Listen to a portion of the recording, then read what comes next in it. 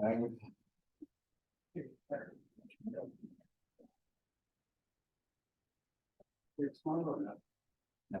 but I have meetings all day. Oh. But all Zoom, but feel tired.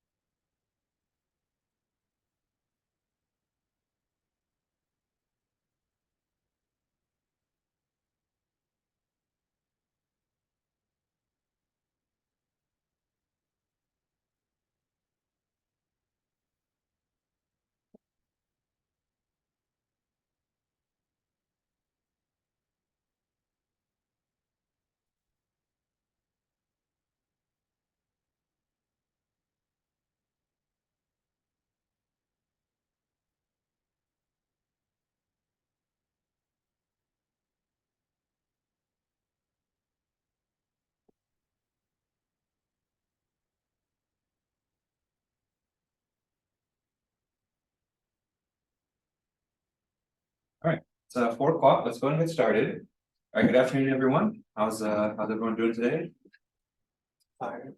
Tired. I know. Me too. Me too. Yeah. Not yet. Tiredness is contagious. I gotta bring my energy up so it can help you guys too. Okay. So today, I wish we could do something more exciting today. We're just doing more constraint optimization. So I think at the very end of class on Tuesday, we introduced this concept of Lagrange multipliers. So my plan today is just kind of do that. And so kind of introduce that idea further, talk about how we can use Lagrange multipliers to solve for constraint optimization, and then do a couple examples. Okay. All right, and so some announcements. And so homework 2 is posted, and so I posted that yesterday morning. Already, someone already found a mistake with my solutions, and so I apologize for that. So the problem 2B on the homework had some typos in my solution, so I cleaned those up, and so the updated PDF that's on the website now should have the correct solutions to that problem. Okay.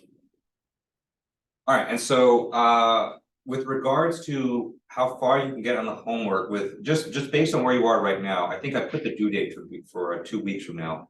But you should be able to do the first 3 problems on the homework. So problem 1, or at least most problem 1 that you can do. Problem 2 you should be able to do by now, and problem 3, you can actually solve problem 3 all with direct substitution. So we're only waiting on problem 4, which we're going to talk about next week when we talk about inequality constraints. Okay, so definitely take a look at the homework. It is a lot more lengthy than the first homework, so I would definitely get started on it early. And if you have questions on it, then definitely let me know. All right, that's it for my announcements. Are there any questions I can answer before we get started for today? Okay, all right, so let's go ahead and resume. So before I write anything down, I'm going to go ahead and scroll back up here. And so this was the last thing that we talked about on Tuesday. Okay. So for the majority of class on Tuesday, we talked about this method of direct substitution. Okay. And so when we have a constrained optimization problem and we have equality constraints, right? Up until this point, we've treated the equality constraints as kind of like an extra equation into our system. Okay. And so we kind of took advantage of that to kind of replace or substitute one of our design variables. Okay. And so we did a couple examples last time to show kind of how that process works. Right? So direct substitution is great. And in fact, for a lot of the problems that we're going to do, that's probably going to be your best option. But there is kind of a more general framework for dealing with these things. Okay. And hence, why we started going over Lagrange multipliers, right? So Lagrange multipliers is an alternative way to solve constraint optimization. And the idea behind Lagrange multipliers is to take each of your equality constraints and incorporate them directly into your objective function. Okay. And so instead of optimizing just your objective function itself, we're solving our objective function with all of the equality constraints added on. So that's what this term here on the right is. Okay. And so now we're going to solve this augmented problem instead of just our original problem. Okay. Kind of the downside to this is that we kind of increase the dimensionality of our problem. And so now instead of solving for just the values of the design variables, we're adding these extra variables in there, which we call the Lagrange multipliers. Okay. And so it seems like we're adding some extra work here, and in a sense, we kind of are, but this is kind of a more general framework that lets us deal with kind of even the most crazy equality constraints. Okay. Okay. And so today, we'll go over how to actually solve this, and then do a couple of examples on. But that was just kind of a very quick recap from last time. But so are there any questions on this? Okay. All right. So let's take a look at how we can actually incorporate this. Okay. And so the idea is to solve this augmented problem. Okay.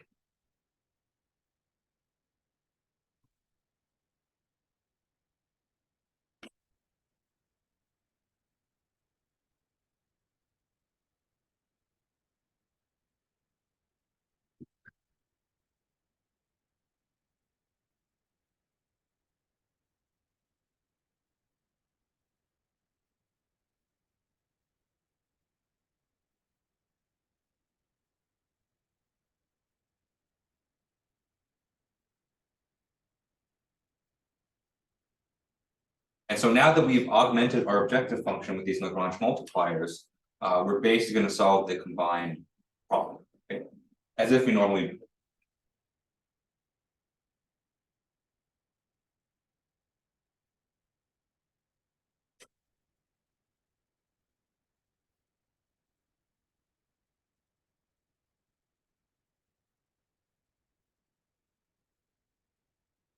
And so we're going to treat this as just kind of any other multi-dimensional optimization problem. So we're going to take our first partial derivatives, set them equal to 0, and then use that to solve for all of the design variables.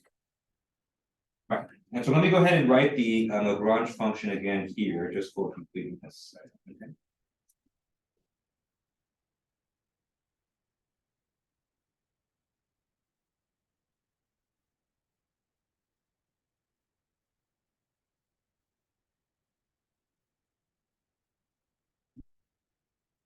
So this is our combined objective function now. We have our original objective function f and all of the additional terms. Okay.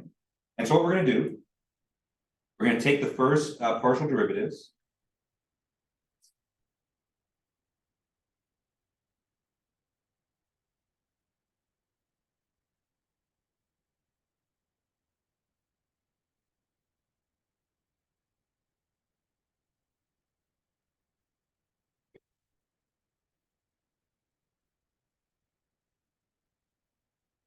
And we're going to set each one equal to 0, just like as we always have. All right.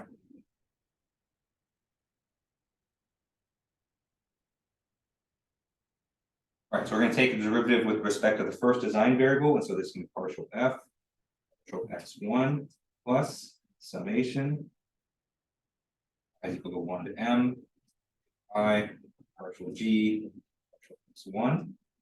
Okay. So remember, that second term there is just a summation. So it's just a sum of a bunch of different terms. And so when we take the derivative, we can just apply those or just distribute that derivative to each of those terms. We're going to do the same thing for x2. So we have partial L, partial x2 is equal to partial f x2 plus summation I is equal to 1 to m I data g or partial g partial x2. Okay. And we're going to continue this for all of the design variables. okay? So right now, we're not assuming any specific dimensionalities, okay? The partial L, partial X, N, 2, partial F, N, plus, nation, M, I, partial G, partial X. And just a reminder, for M and N, little n here, little n is the number of design variables that we have.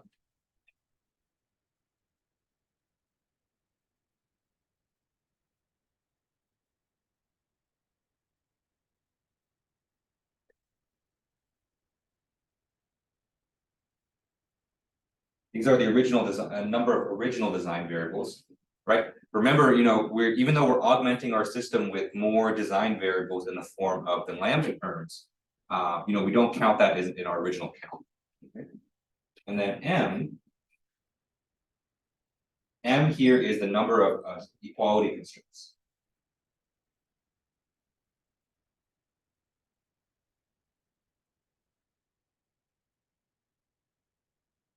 I think Zoom kind of crapped out on me. Second for Zoom to catch up.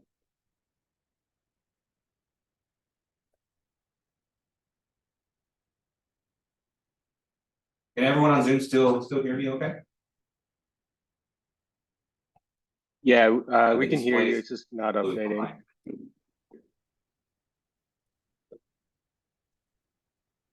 I'll see the Zoom people. There we go. We're catching up. Zoom people, can you guys hear me? Yeah, we can hear you. It's there's just no, it's just not updating. Yeah, the iPad is catching up right now. It's like 20 seconds in the past. Notice that Thursdays are worse.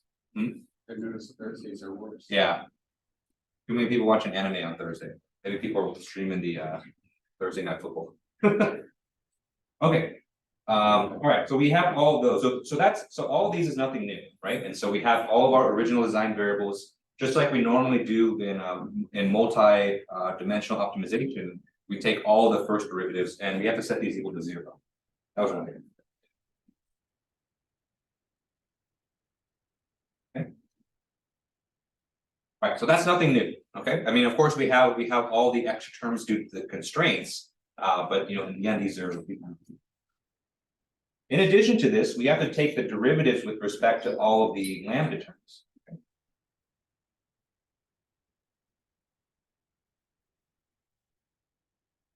We have partial L, partial lambda 1.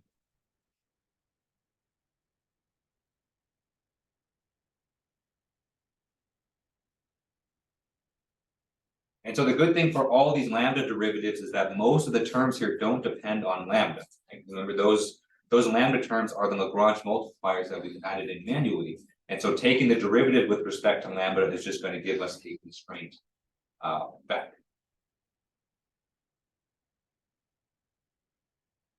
Catching up.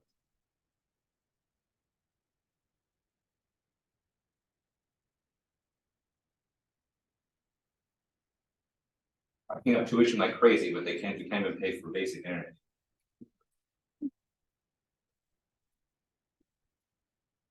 You all know where that tuition is going. So it's going straight to the executive's pockets.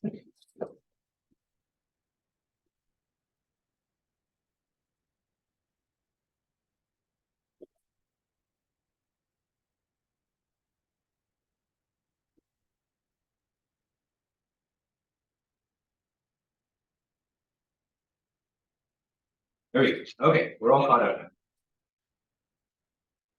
Okay, and so we end up with kind of a very large system of equations here, where we're kind of solving the constraints kind of in parallel together with all the design variables. Okay, and so it looks scary. So I know that this looks like a very scary system, but in reality, at least for the problems that we are dealing with, we at most probably gonna have up to 2 design variables and just 1 constraint.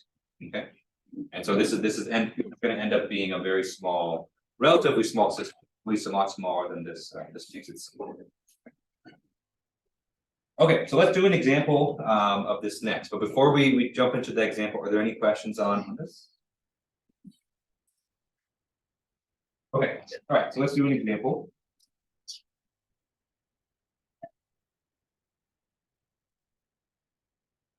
All right, so let's optimize the following function, or even better, let's minimize the following function.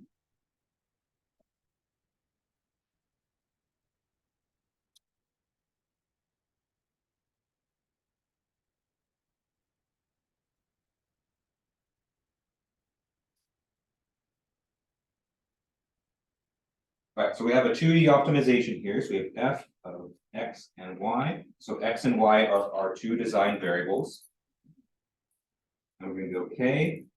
For k is just some constant. It's going to be something that we're not going to worry about. Divided by x, y squared.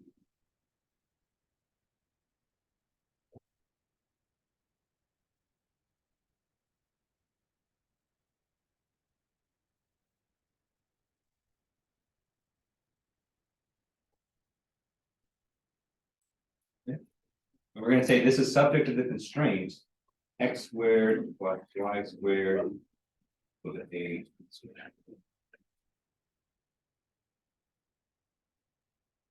All right, so this one's not too different than than the example that we did last week or last Tuesday. And so this is a problem that you can technically solve with direct substitution. In fact, it's not too difficult because you have a y squared in the objective function, a y squared in the constraint, and so you can just basically sub one for the other and directly solve it. Okay. And so, but I wanted to solve this one with Lagrange multipliers just so that you have an idea of how that's done. Okay. But this one's relatively simple. We don't have to go through Lagrange multipliers for this. Okay. So let's go ahead and solve our, or at least let's form our Lagrange function.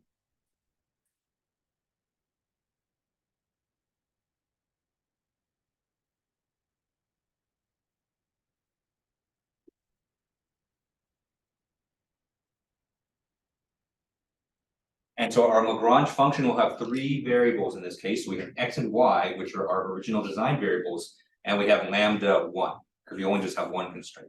Okay. Now x, y, 1. Okay.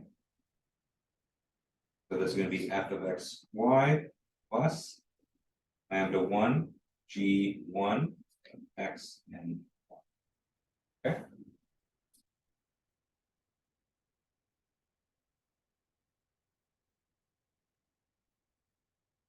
All right, so let's go ahead and plug it in. So we have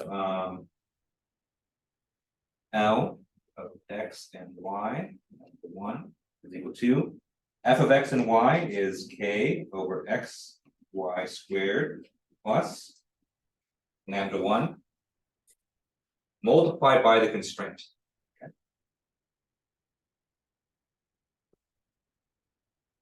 All right. Let's pause here for a second, right? Because we're going to we have to plug in our constraint into this expression here. But remember the assumption that we talked about last time. When we plug in for this constraint, the assumption is that this constraint is in standard form.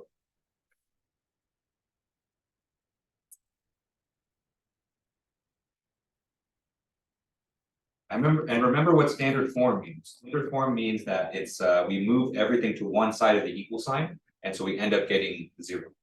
Okay. So this constraint right now, as it's currently stated, is not in standard form because we have basically non-zero entries on both sides of the equal sign. Right? On the left hand side we have x squared plus y squared, and on the right hand side we have a squared. So before we plug it in, we need to put it in standard form.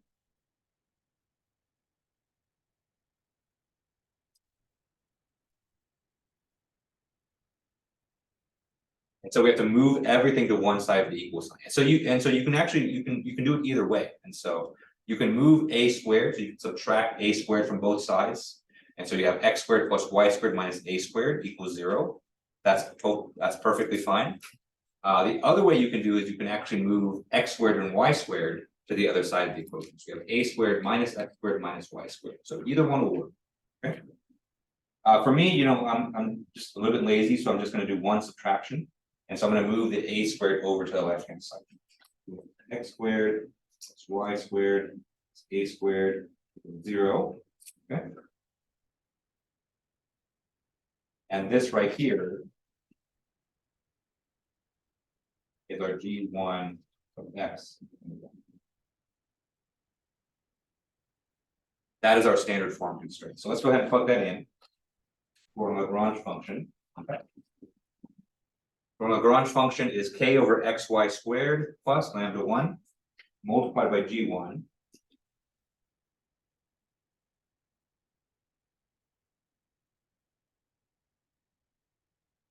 So we have lambda 1 times quantity x squared plus y squared minus a squared.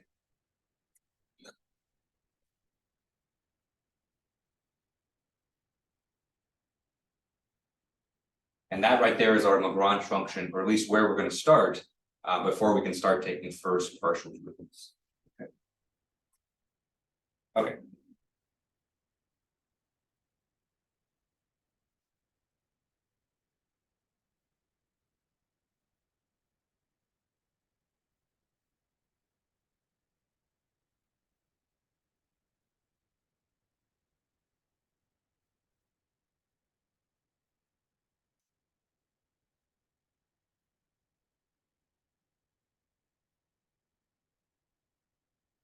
All right, so we're going to take first partial derivatives of this expression and set it equal to 0.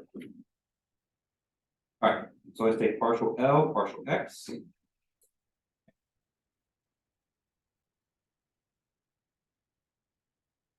So first we have the derivative of k over xy squared, so that's going to be minus sign's going to come out in front. K x squared y squared, k over x squared y squared, plus lambda 1. Lambda 1 is not a function of x. Lambda 1 is just a, well, it's a variable, but it's not a function of x. And we're going to take the derivative of the inside with respect to x, which is just going to give us 2x.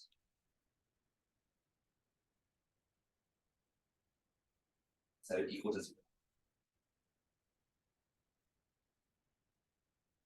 All right. Next, we're going to take the derivative of L with respect to y. And so we take the derivative of the first term. We have a minus sign that comes out in front again, because y is in the denominator. That's 2k xy cubed.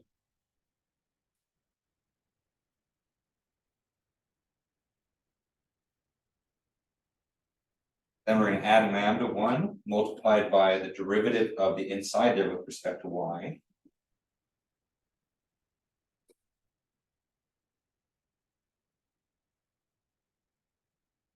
So that's 2y.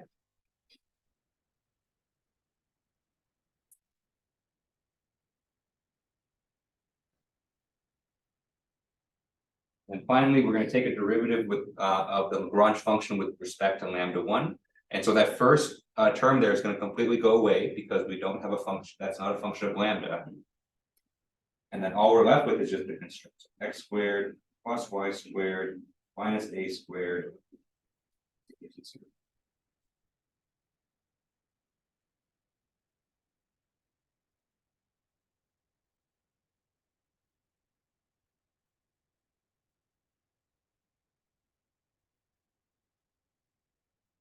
All right, so now we have this system of 3 equations that we can solve for our 3 unknowns. And so our 3 unknowns are x, y, and lambda 1. Okay. So from here on out, it's a lot of algebra. All right, any questions on this example so far? Great. All right, so let's go ahead and work through this.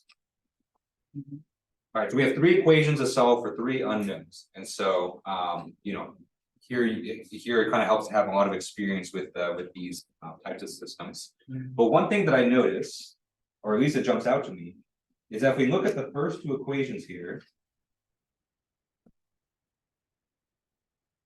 they both have a 2 times lambda 1. Okay. So that seems like a good candidate to try to eliminate as quickly as possible. how about you like multiply the first equation with y and the second one with x and then eliminate the whole lambda thingy? Yeah, that's exactly what we're gonna do. Oh, okay. Yeah. You read my mind.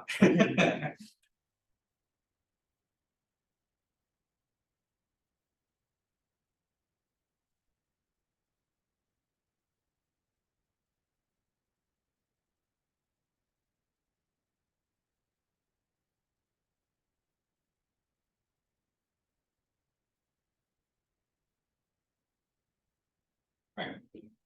So just like what was mentioned, we have each of the first two equations there have a 2 lambda, but they're not quite matching up. So the first equation we have a 2 lambda x, the second equation we have a 2 lambda y, and so we need to get them to match up so we can eliminate from the equations. So for this first equation here, we're going to multiply the entire thing by y, and the second equation, we can multiply by x. Okay. So let me go ahead and bring that down here, just so you can see.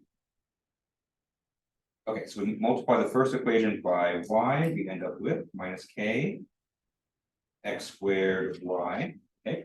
Because that y in the numerator is going to cancel out with the y in the denominator, plus 2 down to 1, it's y, and it's all equal to 0, okay? Because 0 times y is still 0. And then we're going to multiply the second equation by x. So we have a minus 2k. The x in the numerator and the x in the denominator are going to cancel out. So we have a minus 2k over y cubed plus 2 lambda 1 xy is equal to 0.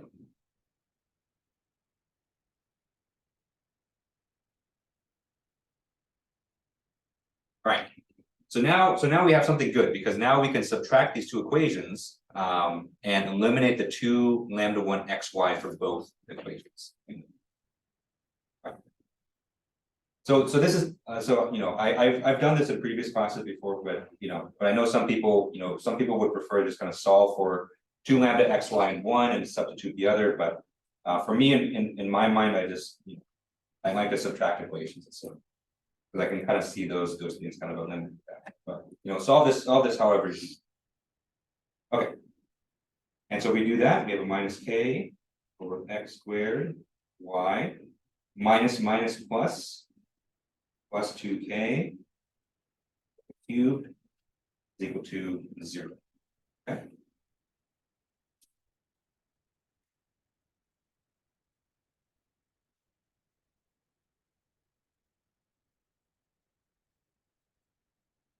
All right, so this is good. So we've eliminated lambda 1 from this equation, and so now we just have an equation here that just has x and y, and we can solve this one as well. Okay. So first thing I'm going to do is I see that there's k in both these terms here, so we can divide out by k. Okay. I'm going to add the 1 over x squared y to this side, and so we have 2 over y cubed equal to 1 over x squared y.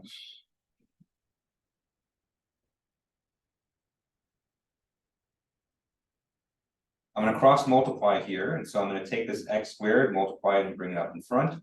I have this y cubed, and I'll cross multiply and bring it out in front of here. Okay. We have 2x squared is equal to y cubed over y. Just going to cancel out and give us y squared.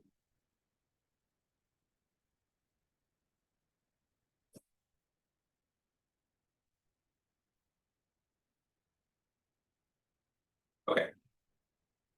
So now we have this expression 2x squared is equal to y squared. Okay. And so we can now take this equation and plug it back into our third equation up there.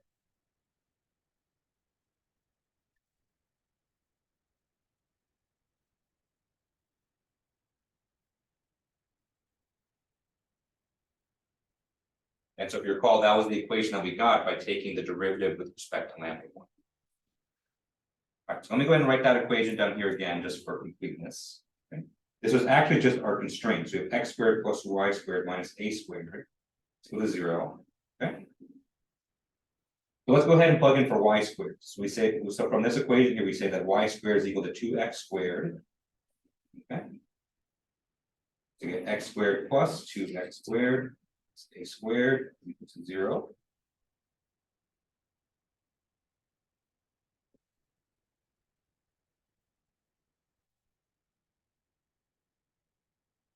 Let's go ahead and solve this equation for x.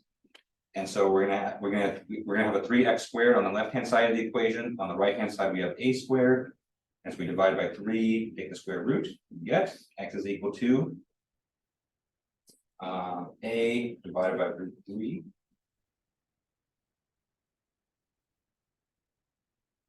You can rationalize this, of course, you know, that would definitely not be a bad thing to do.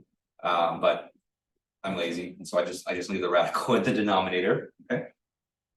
I never understood why that it's not good to have a radical in the denominator. My previous math teachers never successfully persuaded me. Do what you want. Okay. And so now we can plug this back in up here, and so we have 2x squared is equal to y squared. Okay. And so we solve for y, and we get y is equal to rad 2/3 times a.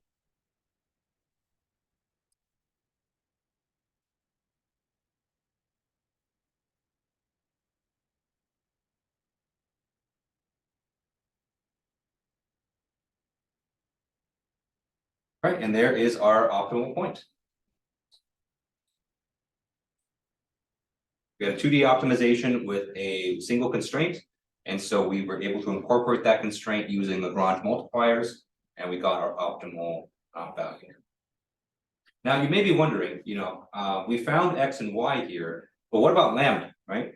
And so lambda was part of this equation too, but he was just kind of like just forgotten, I guess, right? And so sometimes it is useful to solve for lambda. And we'll talk about those reasons kind of later, but if you're just looking for an optimal point, if you're just looking for the optimal design point, then you know you can just kind of neglect the lambda values, just solve the design variables. Okay. All right, so you know with that we'll kind of stop here for this example. All right, any questions on this? Yeah. What are the telltale signs to use this method instead of direct substitution? Yeah, so this method works well. So for this problem in particular, you know, I would say probably direct substitution will be a little bit better, just because, you know, if you look at the constraint, right, here's the constraint right here, yes, right? You know, x and y are not too difficult to get to in this expression, and so you can easily just, you know, maybe put x squared on one side of the equation, take the square root, and we get x equal to something very explicit. But you know, we might have some situations where, you know, maybe we have something like this, and so we have the constraint g1 of x and y, maybe something like this, e to the sine x y times x squared y is equal to 0. And so in this case, you know, it's a lot more difficult to kind of isolate just one of the design variables just kind of mathematically. And so this would be the case where you would use the Lagrange multipliers. Yeah. This is a very that's a very weird case, and in all honesty, they don't come up too much in practice. And so for most cases, I would say probably 90% of cases, direct substitution will be, you know, perfectly fine. But you know, for weird cases like this, then that's what the Lagrange multipliers is. All right, any other questions on this? Okay. All right, so that's just an introduction to the Lagrange multiplier method. Okay. But you know, if you kind of think back to our previous examples, you know, probably you might be saying one piece of this is missing, right? We found an optimal design point here, but how do we know if this design point is a minimum?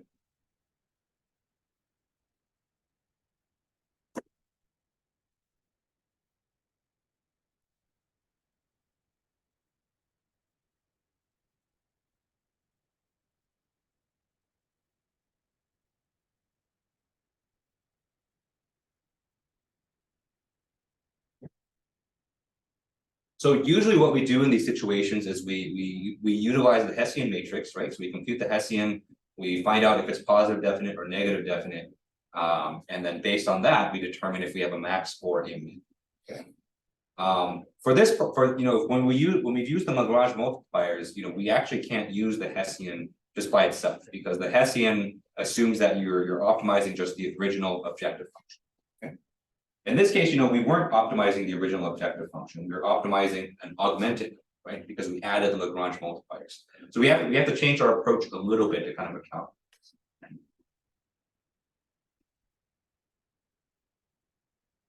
And so kind of in short, in kind of the short way to put it, if when we have an augmented objective function, we have to have an augmented Hessian as well.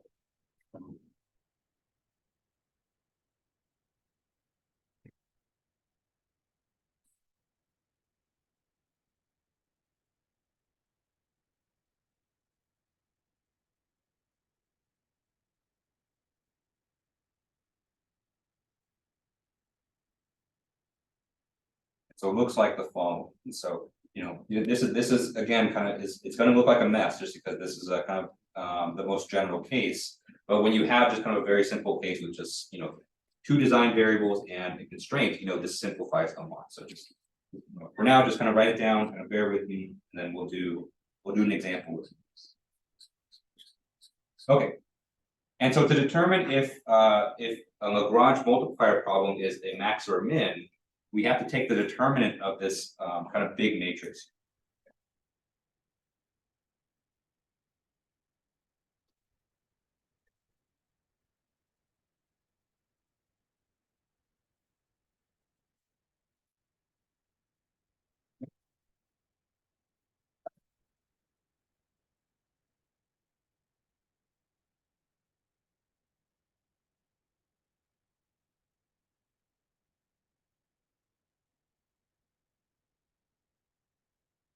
So actually, it starts relatively similarly. And so in this top left corner of this matrix, we have our traditional Hessian.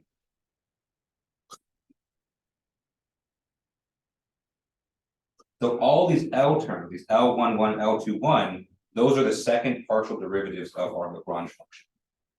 So L I J is equal to partial squared L divided by partial XI partial XJ. Okay. So that should look familiar, right? So we're taking the second derivatives with each combination of the design variables. Right?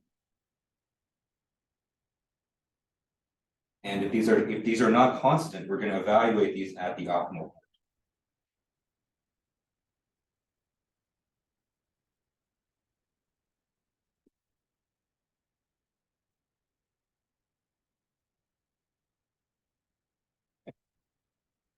And so that little kind of subscript there just means that if we do have a non-constant second derivative, then we just evaluate it at that. All right. And then from there, we have derivatives of the constraints. Okay.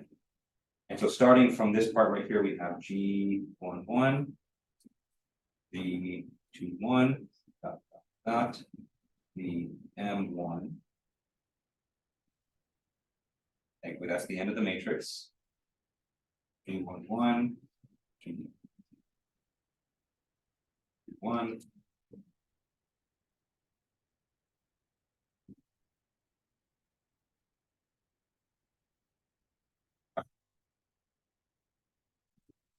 N, G2N, and same thing.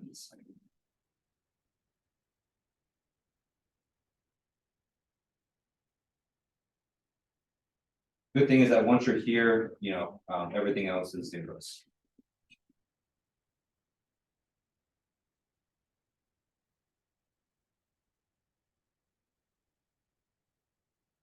All right. So these G terms here are the derivatives of the constraints with respect to the design variables. Okay. G I J is equal to partial G I partial X. And we evaluate this at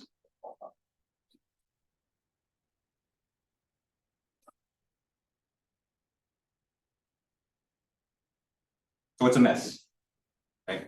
But remember, for simpler cases, we have two design variables, one constraint. this only ends up being a 3x3. Okay.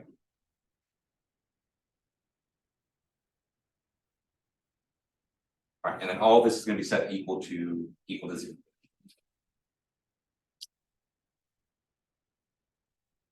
All right.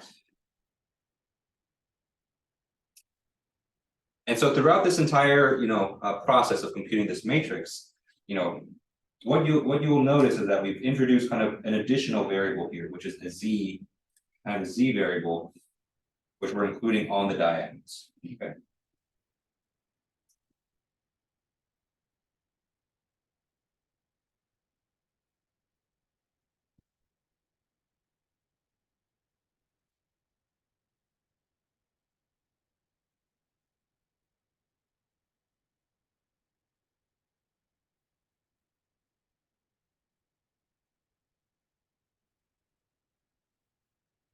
By taking this determinant, what you're actually going to get is you're going to get a polynomial expression with involves z.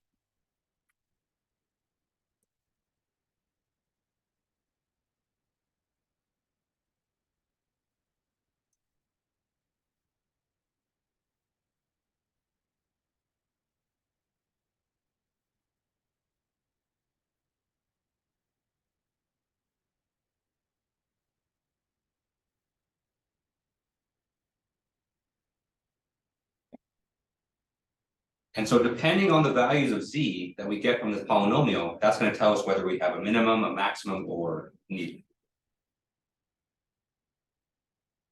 And so if all the z's are positive,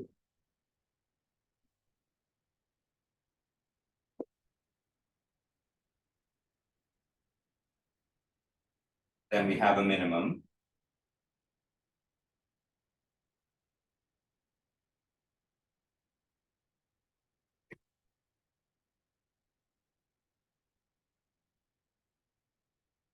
If all the z's are negative,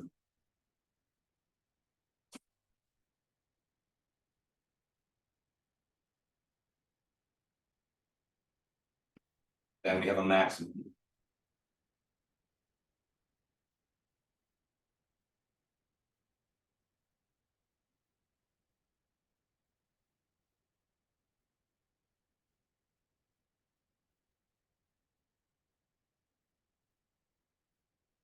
And for this to be true, all of them have to be positive, all of them have to be negative. Okay.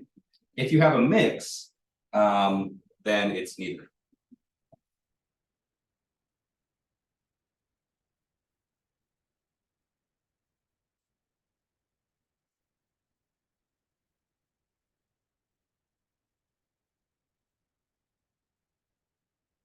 Then we have a non-optimal point with a saddle point.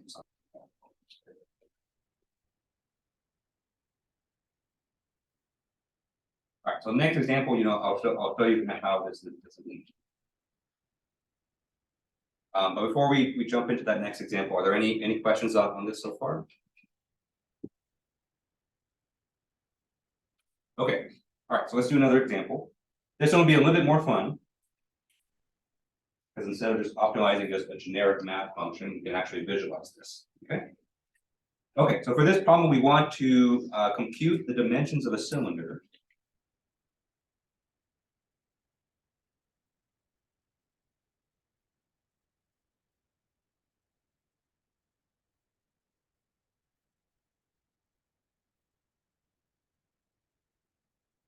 And actually, this problem is actually very similar to one of your homework problems. I believe it's either 3A or 3B, one of the constrained optimization problems. And so we want to compute the dimensions of a cylinder that will maximize its volume.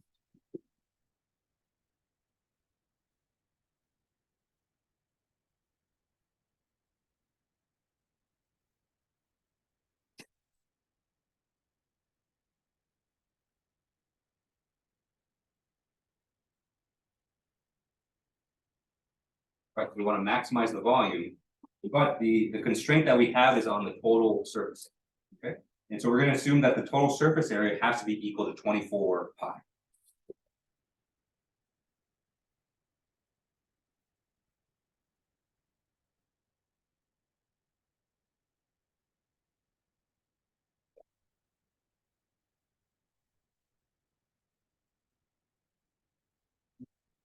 There's our constraint.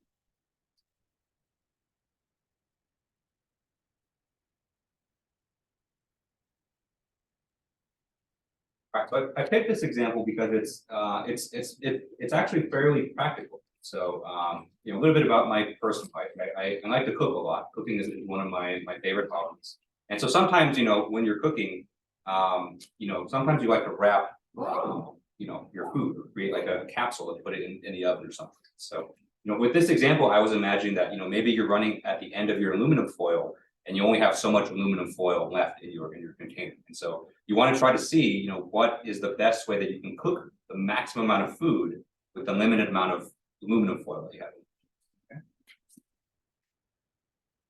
All right, and so you only have 24 pi area, surface area for aluminum foil, and we want to cook something that's in the shape of a certain.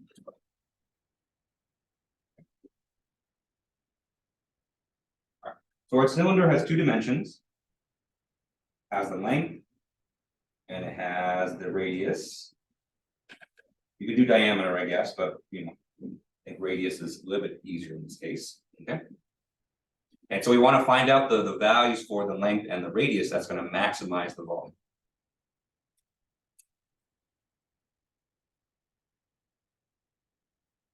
Right. So, you know, before we start solving this problem, we need to come up with our objective function and we need to come up with our constraint. Okay? They're kind of given to us in the problem in words, but let's come up with their mathematical solution. Okay?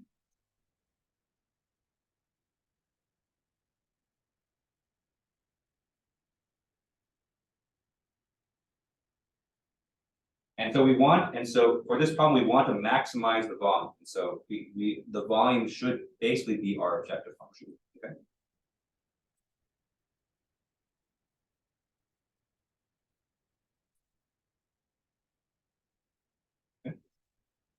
The volume of the cylinder is what we want to maximize. So the volume of the cylinder, we're going to take the area of the cap. So that's you know, pi r squared, and we're going to multiply by the net. So yeah, R and L and V, pi r squared times L. Okay.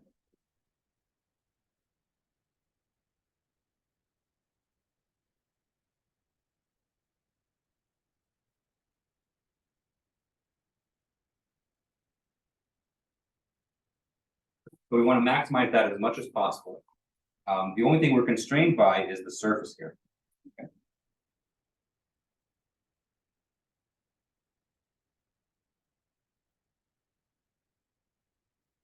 So let's write out the formula for the surface area of a cylinder. And remember, we need to take into account two places. Since we have the surface area of the side of the cylinder, and we have the surface area of the two caps. And so we need to take both into account. Okay. And so for the two caps, each of those caps has an area of pi r squared. Okay. And there's two of them. And so I'm going to multiply this by 2.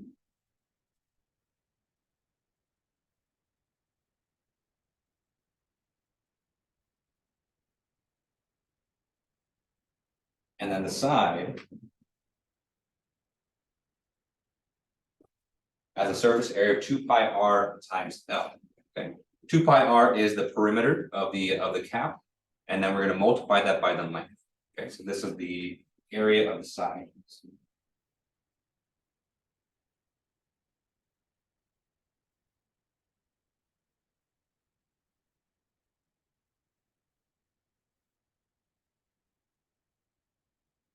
By our constraint, we know that this has to equal to 24 pi.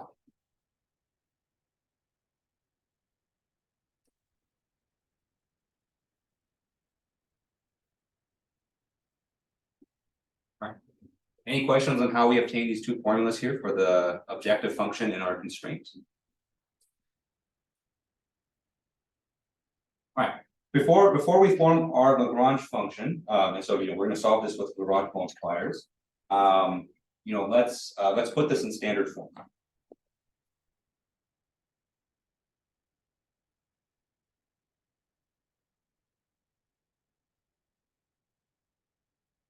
So I'm just going to move that 24 pi over to the left hand side. 2 pi r squared plus L minus 24 pi equal to 0.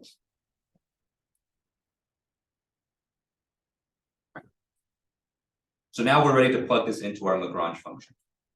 So this would be another problem, which I actually I would feel like this is one that's easier to solve with direct substitution. Okay. And so if you look at our constraint here, it's actually would be a little bit hard to isolate r because we have an r squared on one term and r on the other. But if you look at L only shows up once in this constraint.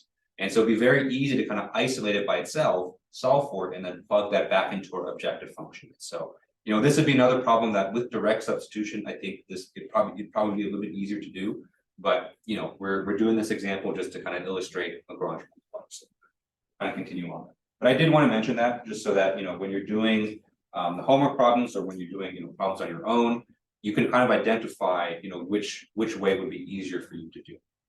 So if you kind of ask me if I didn't pick this example here, I would do this with direct substitution because the L is just kind of by itself.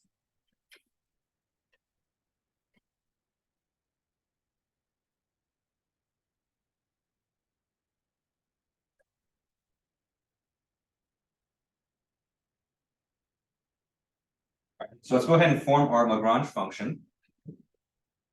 If L is a function of R, should pick cursive L. A little confusing. Okay, so our Lagrange function is a function of the radius, the length of the cylinder, and lambda 1, which is our Lagrange multiplier for our constraint.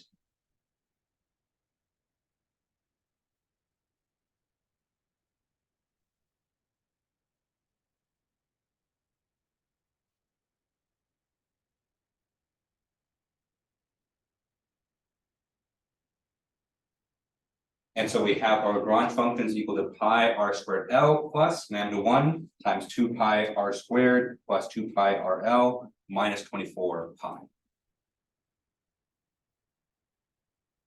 right, so this is now our augmented objective function. So we're going to solve this from here.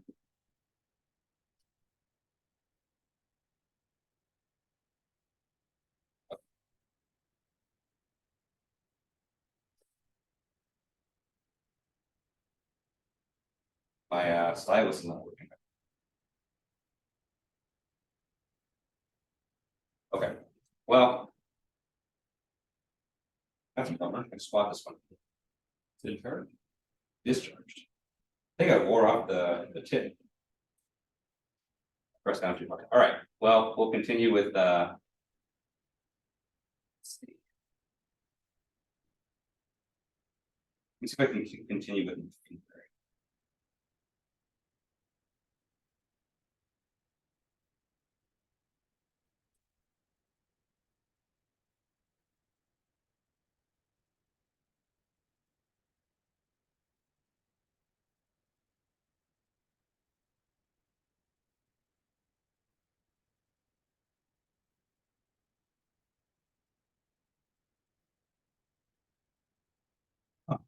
here. My stylus works on Zoom, but not here. Okay. Whatever. All right. So let's go ahead and take the first partial derivatives. Can you set the screen? Oh, sorry about that.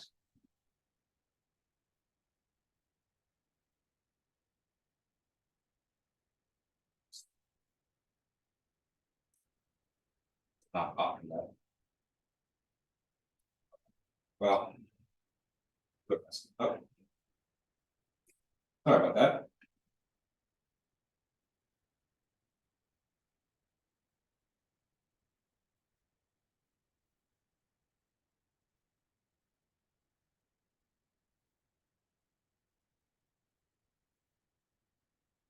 Right, we're going to take the first partial derivatives of R, L of RL, and lambda 1. Okay.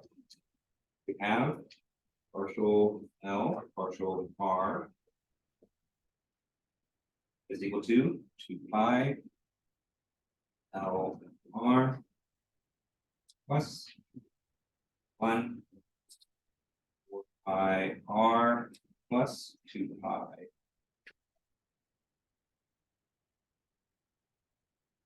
It's equal to zoom.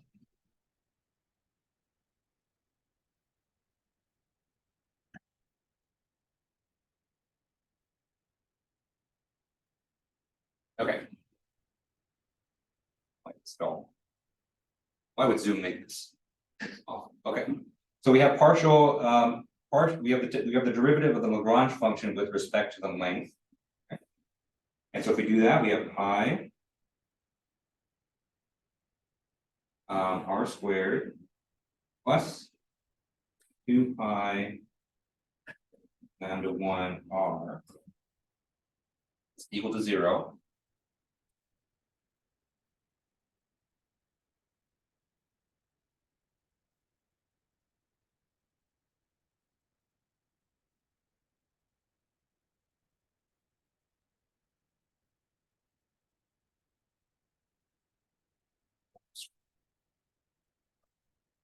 No idea how this works.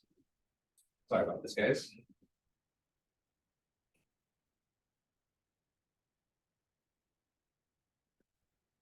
There we go. Okay, so I have to scroll manually with the mouse. Okay. I think for people on Zoom, you might have to scroll manually with the mouse too. So if you scroll kind of up and down with the mouse wheel, you might have to scroll. I have no idea how this is going to capture on the report. Well, I hope it captures well. Okay. Partial L partial lambda 1. So this is going to be 2 pi. And so this is going to give us just our constraint. So 2 pi r squared plus 2 pi L minus 24 pi equal to 0.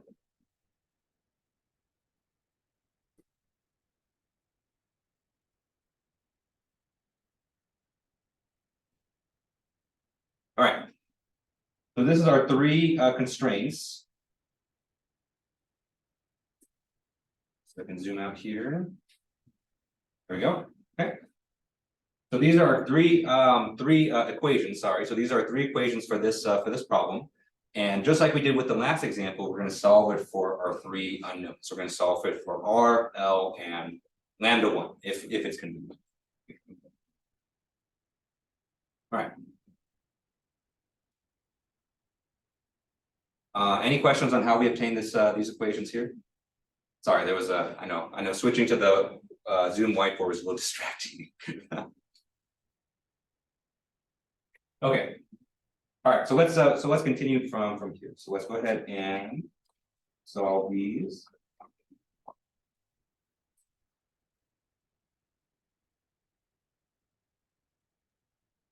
So let's just solve it for r and L first. And this problem will actually solve for lambda, just because we'll talk about kind of what that means. But let's just do r and L. Okay, so just like we did with the first example, one thing that we can see here is that we kind of have lambda 1 just kind of chilling just by itself. Not really by itself, but we only have one term with lambda 1 on both terms. Okay. So let's use the first 2 equations and eliminate lambda 1 from those equations.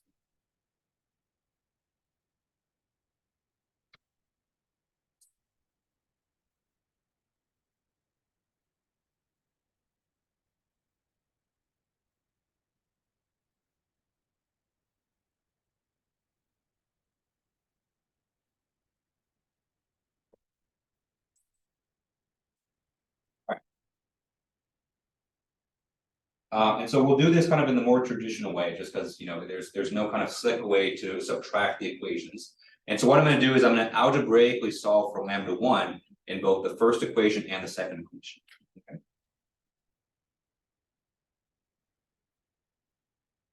So let's start with the first equation here. Okay. And so if we solve for lambda 1,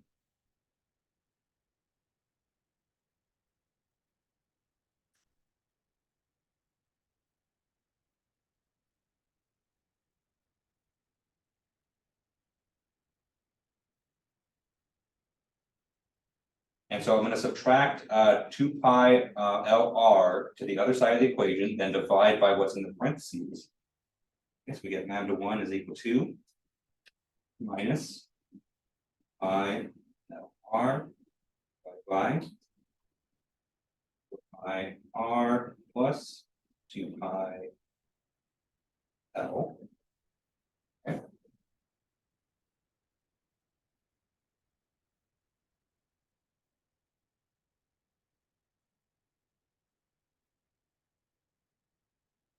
And let's do the same thing for the second equation. And so for the second equation, it's a little bit easier.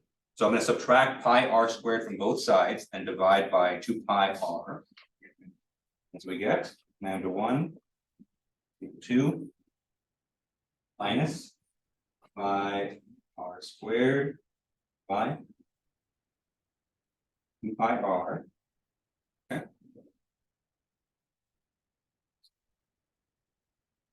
Professor, we can't see it in Zoom.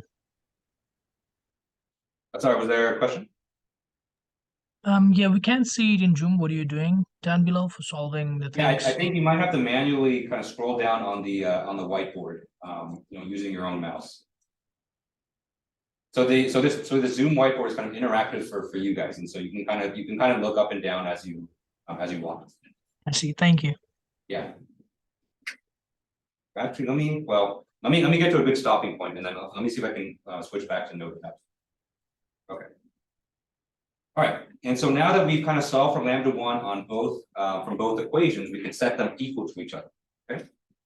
And so this expression that I'm circling here and this expression here are both equal. And so we can set them equal, eliminate lambda 1, and get a relationship between r and l. Okay. All right. Well, first we can kind of simplify this a little bit. So we have pi's that are going to cancel out everywhere. We have this r is going to cancel out with an r squared up top. Okay. And on the left-hand side, we have pi's that's going to cancel out in the term.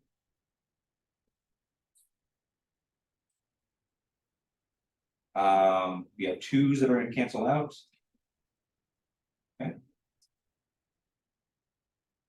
So scroll down a little bit, and so what we have here is that we have minus L R by y 2r plus L is equal to minus R over 2.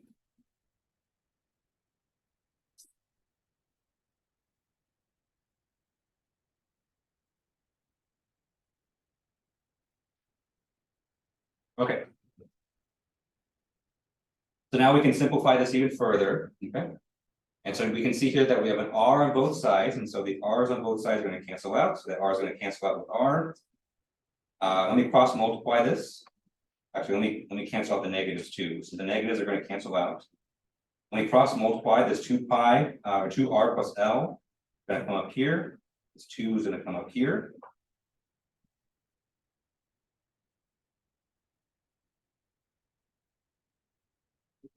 Okay. Okay. And so if we do that, I'm going to go down to the next line again. So we have 2L is equal to 2R plus L. Okay.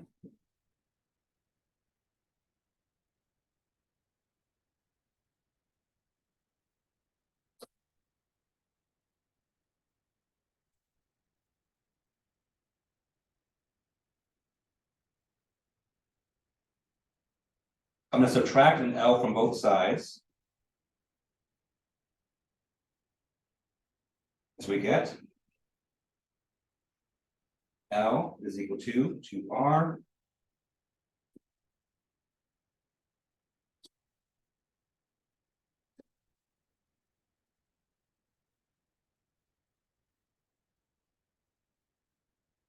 and now we have an expression for this. Okay? And so what this is telling us is that the length, in order to maximize the volume, the length has to be 2 times the radius. Okay. All right. And so we're going to combine this with our constraint. And so we're going to plug this into our constraint equation and solve for what r should be. And then once we have r, we can plug that back in and solve for m. Okay. All right, any questions on this? I'm going to see if I can switch back to OneNote to kind of clean this up, because this Zoom whiteboard is kind of tricky. Okay. All right, so that's the last thing. So everyone has to know L is equal to 2R. So let me see if I can go back.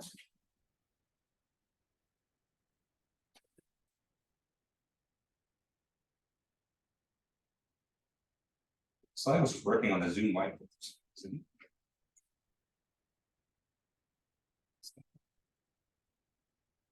Right, see now. Oh, there we go. Okay. I had, wow, that was such a boomer moment. I had the eraser on, and so because I had the eraser on, I couldn't write with the stylus. Oh my god.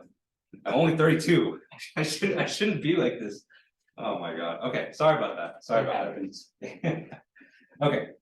So from Zoom.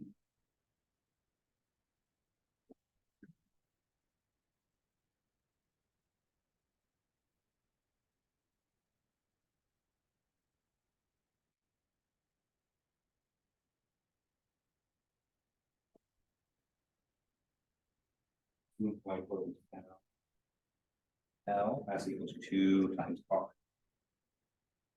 So to maximize the volume of a cylinder, we have to make the length twice the radius. Okay. So let's plug this in.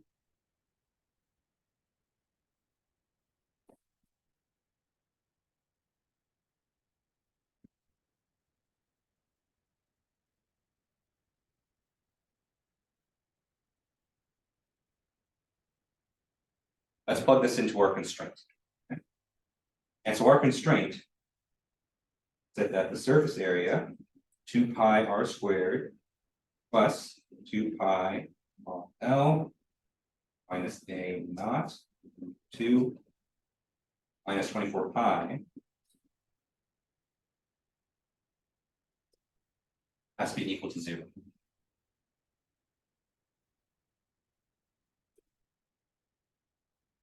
We have an expression for L, so let's go ahead and plug in for that.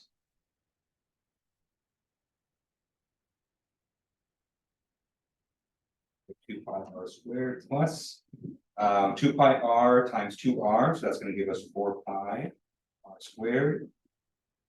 I'm going to go ahead and move over the 24 pi to the other side.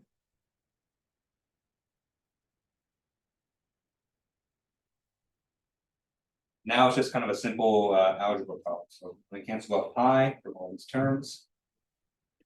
We have a 6 r squared, 4, divide by 6 from both sides. We have r squared is equal to 4. 4. R is equal to plus or minus 2. Okay. Because when we take the square root, we have to do plus or minus, but we can just eliminate the minus component. Okay. Because we know that this r here represents a physical measurement. Okay. And so it doesn't make sense to have a -2 radius.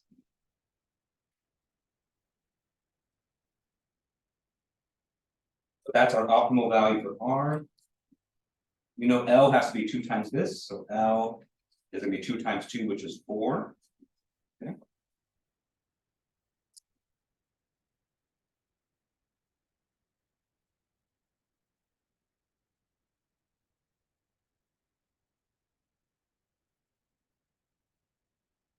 And then one other thing we're going to do in this problem is we're going to solve for lambda. All right, so we can choose any of our lambda expressions, which I don't have here because it's on the Zoom whiteboard. And so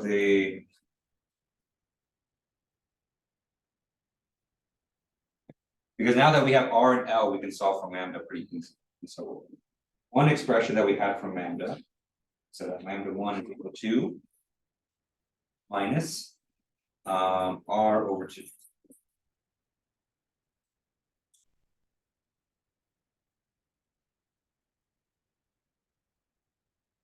So that came from the second equation. That came from the second second derivative of our Lagrange function.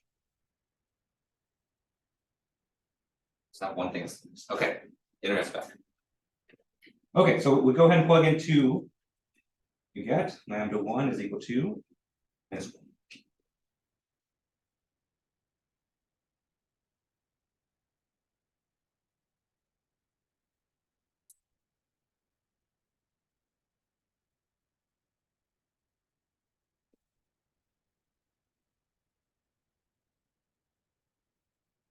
All right, any questions on how we got these here? Okay. All right, so that's our optimal point. And so if we're constrained, if we only have 24 pi surface area of aluminum foil, If we set the length of our cylinder equal to 4, our radius equal to 2, then that's going to give us the maximum volume. Okay, or so we think, right? We need to determine whether this point here is actually a maximum or a minimum.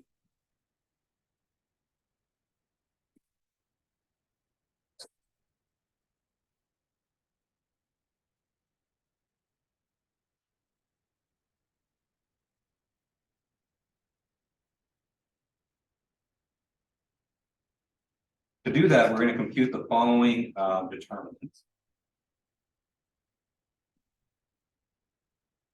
And so for this problem right here, we have 2 design variables and 1 constraint. And so the determinant that we're going to find here is of a 3x3 matrix. Okay.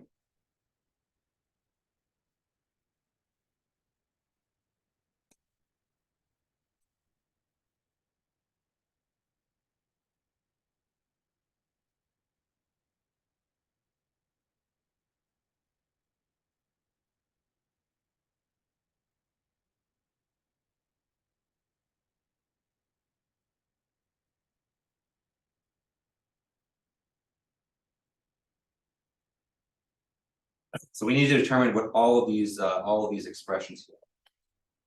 For L11, remember all the big L's here are our second order partial derivatives. Okay.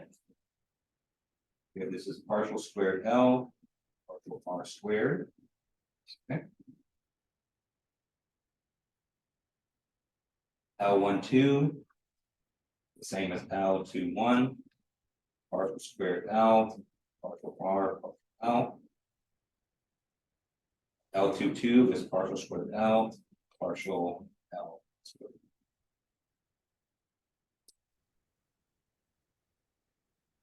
Okay. So just for the sake of time, we only have 5 more minutes. I'm gonna go ahead and fill these in. But these are fairly simple polynomial derivatives, and then so you guys can plug them in. So this first one, L11, is going to be 4 pi. This L12 is going to be 2 pi.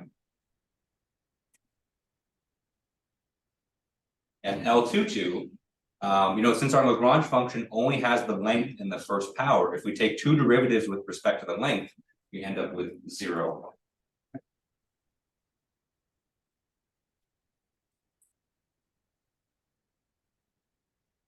So G11, this is the derivative of our constraint with respect to R. And then G12 equal to G21. This is our derivative of our constraint with respect to L.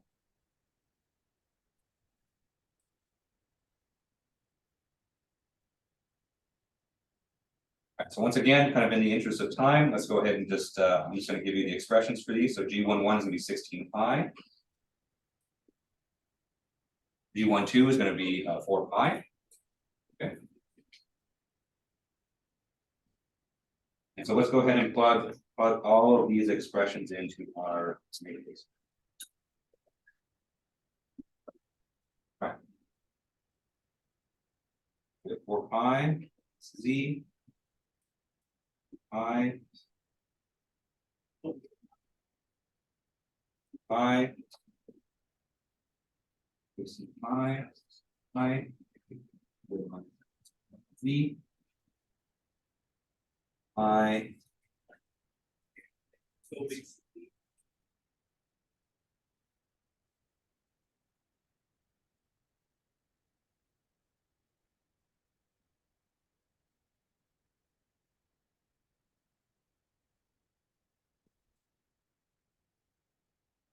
Right.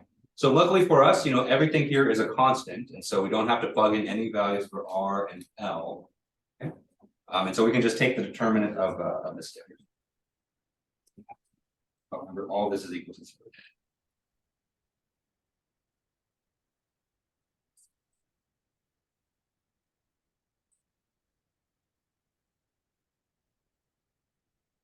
All right, so for a 3x3 matrix like this, I would say, if there is a formula for this, but I think kind of the easier thing is to kind of use an online calculator. So kind of just punch all the numbers in here, and then it should give you the following expression. Okay.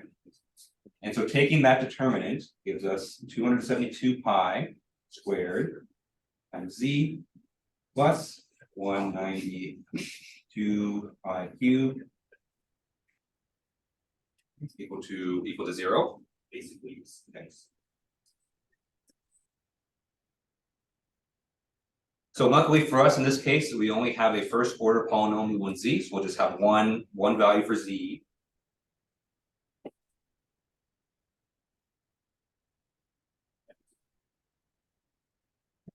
And so if we solve for that value for z, we get z is equal to minus 12 over 17 .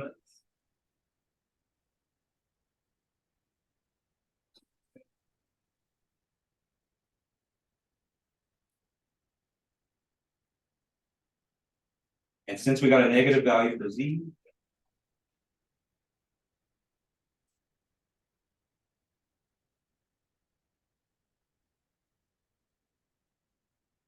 then the optimal value that we found is a maximum.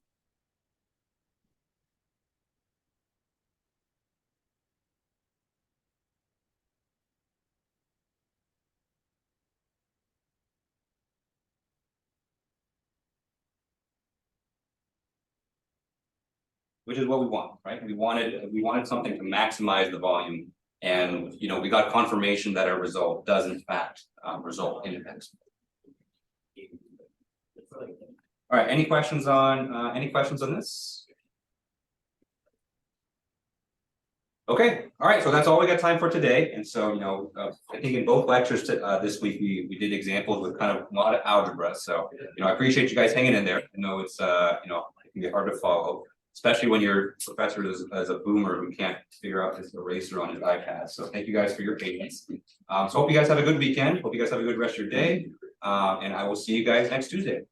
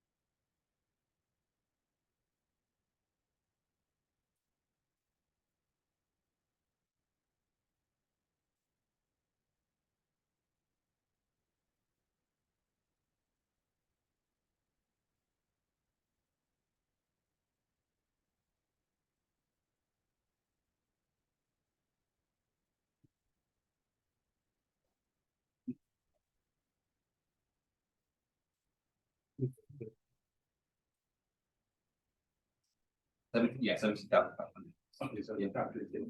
Yeah. Okay. All right, Zoom, any final questions before I close up the call?